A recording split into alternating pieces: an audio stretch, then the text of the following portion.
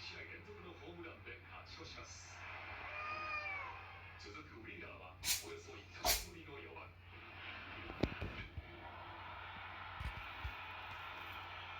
中軸の2者連続ホームランでリードを広げます。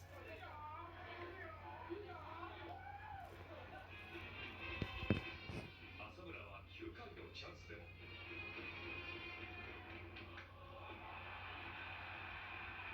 2点タイムリーツーベース。楽天は今月挙げた8勝のうち逆転勝ちはこれで7回目です。バッター陣がまず先制点っていう形でリズムよく試合したいなと